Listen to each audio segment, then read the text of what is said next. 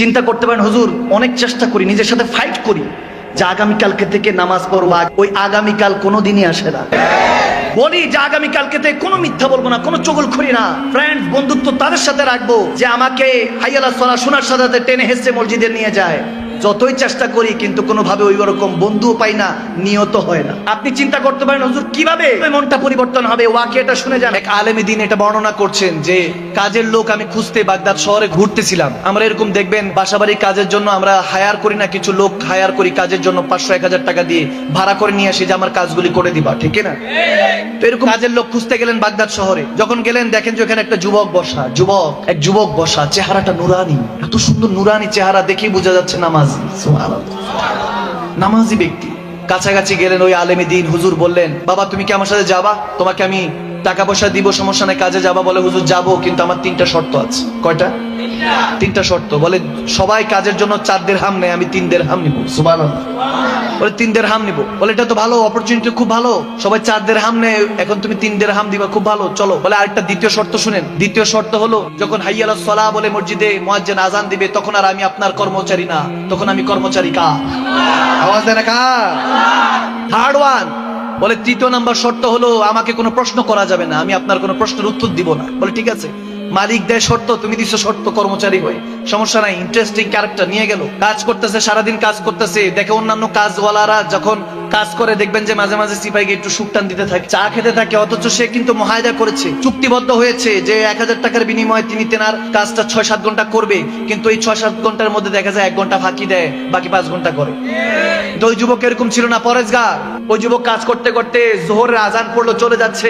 ওই হুজুরের সাহেবজাদা ছিল, ছেলে ছিল, তিনি বলতে এই ভাই আপনি কোথায় যান? কাজ শেষ করেন। বলে কাজ তো করে দিয়েছি। যখন বলে যে করে দিয়েছি, আমার এখন আর আপনার কর্মচারী না, আপনার বাপের কর্মচারী না, আমি আপনার বাবাকে বলে দিয়েছি যখন হাইয়া আলাস সালাহ বলে মুয়াজ্জিন আযান দিবে আমি কর্মচারী কার? আওয়াজ দেন কার? চলে গেল, নামাজ পড়ে আবার আসলো, কাজটা শেষ। এখন যখন বেতন নিতে আসছে বলে হুজুর 3 দিরহাম দেন। এখন হুজুর 3 দিরহাম দিচ্ছে। যখন 3 দিরহাম দিল বলে বাবা একটা প্রশ্ন, তোমার নাম কি? তখন বলতেছে হুজুর 3য় নাম্বার শর্তের কথা মনে আছে, বলছি নো কোশ্চেনস, কোনো প্রশ্ন করা যাবে না। চলে গেল যুবক। হুজুরের পরের দিন আবার কাজ পড়লো, কাজের জন্য লোক লাগবে। বাগদাদের ওই বাজারে গেল, দেখে ওই যুবককে পাওয়া যাচ্ছে না। সবাইকে বলতেছে ওই যুবকটা কই? নুরানি চেহারা, নামাজি ব্যক্তি। সুবহানাল্লাহ। ওই যুবকটা কোথায়? বলে হুজুর উনি সপ্তাহে একবার আসে। বলে ঘটনা কি? একবার কেন? বলে একবারই আসে, তার নাকি 1 সপ্তাহে 3 দিরহামের খরচ লাগে, 3 দিরহাম কামাইলে এটা দিয়ে 1 সপ্তাহের খাবার দাবার ব্যবস্থা হয়ে যায়। বলে তারপর কি করে? বলে তারপর নাকি আল্লাহ বিল্লাহ করে, জিকির আজকার করে, মদিনাওয়ালার প্রেমে নাকি ডুবে থাকে। বলে এরকম যুবকই তো দরকার। বলে আগামী সপ্তাহে আসলে পাবো? বলে পাবেন হুজুর। আগামী সপ্তাহে আসলো, এসে দেখে যুবক দাঁড়িয়ে আছে। ওই হুজুর গিয়ে সালাম দিল, ওয়ালাইকুম সালাম, যুবক উত্তর নিল। অনেক পরে বলতেছে বাবা আমার একটা কাজ আছে, যাবা? বলে হুজুর যাবো, কিন্তু শর্ত তো 3টা মনে আছে। বলে হ্যাঁ মনে আছে। তো শর্ত মনে আছে, চল বাবা। নিয়ে গেল, কাজ শেষ হলো। এরকম 1-2 সপ্তাহ চলে গেল, হুজুরের প্রয়োজন পড়লো, দেখতেছে ওই যুবককে খুঁজতেছে, পায় না। বলে হুজুর গত সপ্তাহ থেকে আসে না। বলে কি হয়েছে? বলে নিশ্চয়ই কোনো সমস্যা হয়েছে। বলে ছেলেটা থাকে কোথায়? বলে হুজুর থাকে হলো বাগদাদের শেষ কবরস্থানের পিছনে একটা কুটুরি, একটা ছোট্ট ঘরের মধ্যে থাকে। হুজুর গেলেন, গিয়ে দরজার মধ্যে যখন এভাবে নক টোকা দিলেন, টোকা যখন দিলেন, ভিতর থেকে যুবক আওয়াজ করলো হুজুর আপনি এসেছেন? আপনি এসেছেন? বলে হুজুর দরজা খোলা আছে, আসেন। হুজুর যখন ভিতরে গেল, গিয়ে দেখে ছেলেটা কাতরাচ্ছে, অসুস্থ, অনেক অসুস্থ, দুর্বল হয়ে পড়েছে। তখন হুজুর বললেন যে ব্যাপার কি, তুমি কিভাবে বুঝলা যে আমি আসছি? বলে হুজুর গরিবকে দেখতে ধনী তো আসবে না, কোনো আল্লাহ ওয়ালাই তো আসবে, কোনো আল্লাহ ওয়ালাই তো আসবে, কোনো ধনী তো আর আসবে না। বলে বুঝতে পেরেছি হুজুর আপনি এসেছেন, আপনার অপেক্ষা ছিলাম। হুজুর সময় শেষ, বড় তাড়াহুড়ে আছি, আজকে হয়তোবা রুটা পারওয়াজ করে যাবে, আজকে হয়তোবা ইন্তেকাল হয়ে যাবে, আজকে রাতেই আমার ডাক চলে আসবে, আমাকে চলে যেতে হবে আল্লাহর কাছে। সে বলতে হুজুর 3টা দিরহাম বের করে, যে 3টা দিরহাম নেন, এটা দিয়ে আমার জানাজা পড়াবেন আগামীকালকে ফজরের পরে এসে, দাফন কাফনের ব্যবস্থা করবেন। তারপরে একটা রিং ছিল, আংটি অনেক দামি, খুলে দিল। বলে এটা ওই জামানার বাদশাহ হারুনের রশিদের জামানা ছিল। বলে বাদশাহ হারুন রশিদকে যায় আংটিটা দিয়ে আসবেন, আপনার সাথে দেখা করতে চাইবে না, উনি তো বাদশাহ, হয়তো বা দেখা করতে চাইবে না, বলবেন যে তেনার একটা আমানত আপনার কাছে আছে, বললে দেখা করবে। বাদে আসর গিয়ে তেনাকে আংটিটা দিয়ে আসবেন। যুবকের এই কথা শোনার পরে হুজুর বলতেছেন যে আমি তো তোমার জন্য কিছু করতে পারি। ওই বুজুর্গ আল্লাহ ওয়ালা বলছেন তোমার জন্য কিছু করতে পারি। বলে হুজুর হ্যাঁ করতে পারেন, আমাকে একটু নিরিবিলি সময় দেন, তওবা করে আল্লাহর কাছে যেতে চাই। আর এই মৃত্যুগুলি দেখো কত সুন্দর, নিজের দাফন কাফনের ব্যবস্থা করে যাচ্ছে। হুজুর কাছে বলল, হুজুর আমাকে একটু সময় দেন, তবার রাস্তা খুব কম, সময় কম, আমি আল্লাহর কাছে মাপ চাইতে চাই, আল্লাহর কাছে ক্ষমা চাইতে চাই। ওই যুবকের হয়তো বা গুনাহ নেই, ক্ষমা চাচ্ছে আল্লাহর কাছে। যখন কান্নাকাটি করছেন, বলে হুজুর আমাকে নিরিবিলি সময় দেন। হুজুর বের হয়ে গেল। বের হয়ে রাতের বেলা উনি কাতরাচ্ছেন, বিছানা এই প্রান্ত থেকে ওই প্রান্ত, চোখে দিয়ে পানি পড়ছে। ওই যুবকের কথাগুলি মনে পড়ছে যে এত ইমানদার যুবক, আমলদার যুবক চলে যাবে, কষ্টে তেনার বুকটা ভারাক্রান্ত হৃদয় হয়ে আছে। তিনি চিন্তা করতে করতে ফজর আজান পড়লো, নামাজ পড়ে দৌড়ায় গেলেন। দৌড়ায় গিয়ে যখন ওই যুবকের বাসার মধ্যে, ঘরের মধ্যে দরজাটার মধ্যে হাত রাখলেন, দেখে যে দরজাটা খোলা, অটোমেটিক খুলে গেল। একটা সুঘ্রাণ, একটা সুগন্ধি ইস্তেকবাল জানাচ্ছে, ওয়েলকাম জানাচ্ছে হুজুরকে। সুবহানাল্লাহ। एक खुशबू आती थी और मैं भटकता जाता था, रेशमी हवा थी और मैं तकता जाता था, जब तेरी गली आया सच तभी नजर आया, मुझ में ही वो खुशबू थी जो तुमने दिलवाया। सुभान अल्लाह। যখন ওই কাছাকাছি গেল, আল্লাহ ওয়ালা ওই হুজুর কাছাকাছি গিয়ে বলতেছেন, দেখতেছেন ওই খুশবুটা এত নুরানি। বলতেছেন ওই যুবকের কাছে গেলাম, চেহারা থেকে পর্দাটা সরালাম, চাদরটা সরাইয়া দেখে এত নুরানি হয়ে আছে, মনে হয় কাকে জানি দেখতে দেখতে দুনিয়া থেকে চলে গিয়েছে। মনে হয় কে জানি এসে সে যুবককে নিয়ে গিয়েছে, যার প্রেমিক ছিল মনে হয় তিনি এসেছিল। এখন চিন্তা করতেছেন ওই যুবককে দাফন কাফনের ব্যবস্থা করতে হবে। এখন কয়েকজনকে নিয়ে তো তিনি এসেছিলেন, দেখে যে 4-5 জনকে নিয়ে এসেছিলেন, কিন্তু কোথা থেকে জানি হাজারো মানুষ সেই জানাজা উপস্থিত হয়ে গেল।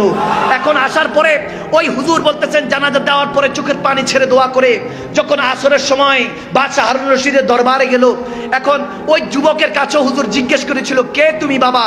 তিনি তো কোনো কথা বলে নাই।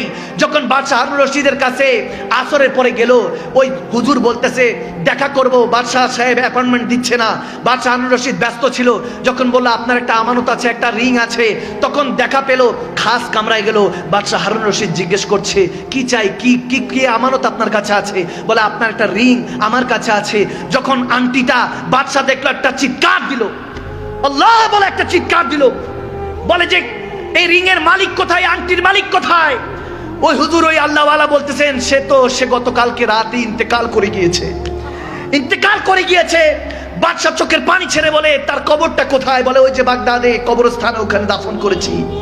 বাদশা হারুন রশিদ সারা পৃথিবী যিনি লিড দিতেন, রুল করতেন, সেই বাদশা ওই কবরে গিয়ে লুটোপুটো খেয়ে সে কবরটা জড়িয়ে ধরে চিৎকার দিয়ে কান্না করছে।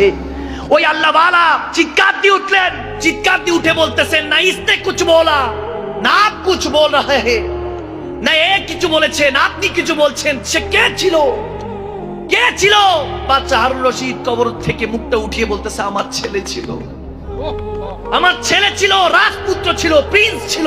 ওই আল্লাহওয়ালা চিৎকার দিয়ে বলেন, কি বলেন হুজুর? আপনার ছেলে দিন মজুর ছিল, 3 দিরহামের উপরে কাজ করত। যুবক, এই হেদায়েতের কথাগুলি আর বেশি দিন নেই। দেখেন বয়োজ্যেষ্ঠ ওলামায়ে কেরাম এখন আর স্টেজে উঠে না, কারণ মানুষ হবে না। আমরা ভুলে ভরা জিন্দেগি কি শিখাবো আপনাদেরকে? এখন যদি পরিবর্তন না হন, রব্বে করিমের কাছে কি উত্তর দিবেন? আরে কবরে গেলে দয়াল নবী যদি বলে লা তুই চিনি না, বেঈমান উম্মত।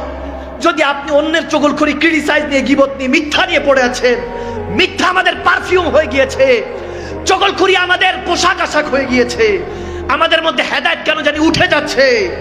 ওই আল্লাহওয়ালা চিৎকার দিয়ে বললেন, হুজুর আপনার ছেলের এই মারিফত কি, এই রহস্য কি?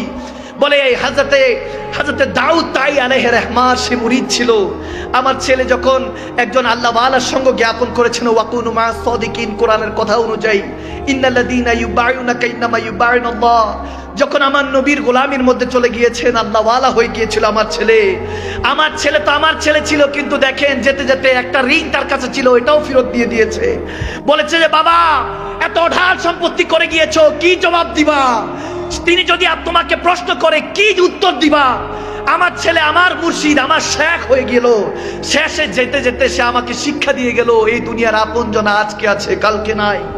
দয়ার নবী, মায়ার নবী আপনা সদাই, যাওয়ার সময় কিছু নিয়ে যায় নাই।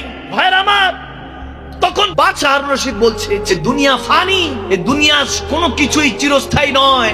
ওই যুবকের কথা একটাবার স্মরণ করুন। যুবক, আপনার কি বলছি, এই কথাগুলি আর কতদিন চলবে আমি জানি না।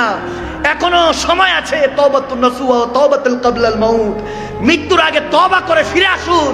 এমন হতে পারে কবরে যেতে দেরি হবে না। আমার নবী যখন আসবে, মান রাব্বুক ওয়া মা দীনুক মা কুনতা তাকুলু ফি হাক্কি রাজুলান দি মুহাম্মাদি, যখন তিনটা প্রশ্ন মুনকার নাকির করবে, বুখারীতে এসেছে একটা প্রশ্ন, মা কুনতা তাকুলু ফি হাক্কি রাজুলান দি মুহাম্মাদি, জিজ্ঞাসা করা হবে তোমার সামনে বসা এই মুস্তাফা মুহাম্মদ আরবি কে, বলো। তাকুলু কি বলতে, নিজের মতো বলেছো না ইয়া রাসূলুল্লাহ বলেছো। যখন নবী আমার আপনার আজকের মেহফিলে যদি আশা বসা কবুল করে নেন, আমার নবী আল্লাহর ইজ্জতের কসম করে বলছি, যার কবজায় আমি মাকদুম সালমাদানের রূহ আছে, যিনি চাইলে এই মুহূর্তে আজরাইল আলাইহিস সালামকে পাঠিয়ে আমার রূহ কবজ করতে পারেন, সে রব্বে করিমের ইজ্জতের কসম করে বলছি, যদি আজকের এই মেহফিল, এই তওবা যদি আপনার কবুল হয়ে যায়, তাহলে মনে রাখবেন আমার দয়াল নবী বলবে, এই মুনকার নাকির সে কি বলবে, আমি তার কি লাগি। আমি বলতেছি আমার আশিক হয়, আমার প্রেমিক হয়, তাকে বেহেশতের নেয়ামত দিয়ে দে। সুবহানাল্লাহ।